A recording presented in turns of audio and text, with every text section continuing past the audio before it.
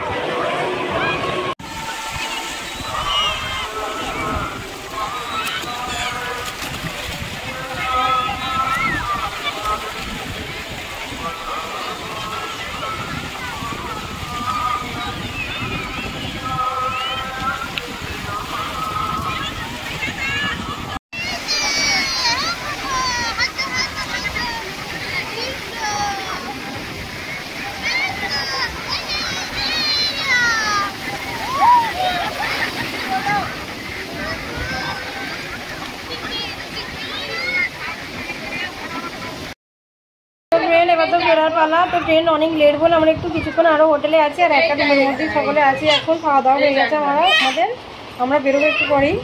পুরো ব্যাগের পাহাড় হয়ে আছে, এই যে সবাই বসে আছে ব্যাগের পাহাড়ের মাঝখানে। তো এত লাগেজ নিয়ে আমরা এখন রওনা দেবো। আচ্ছা, আমরা কি এত জামা কাপড় পরেছি? তো দেখো আমরা এখানে একটা স্টেশনে বিছানার চাদর পেতে আর কি বসেছিলাম, সকলে ট্রেনের জন্য অপেক্ষা করছিলাম কিছুক্ষণের জন্য। তো দেখো আমার বোনের মেয়ে কত দুষ্টুমি করছে আর কি, আমার মেয়েও কম নয়। তো আমরা এখানে বসে বসে অনেকক্ষণই প্রায় অপেক্ষা করলাম, তারপর ট্রেন এসে গিয়েছিল।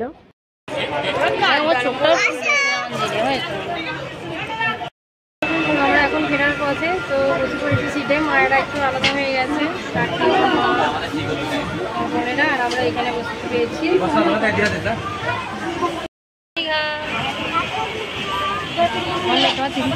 তো দেখো দীঘাকে টাটা জানিয়ে তারপর আমরা ফিরে পড়লাম, আর এখানেই ব্লগটা শেষ করলাম। সকলে খুব ভালো থেকো। তো আজকের মতন টাটা।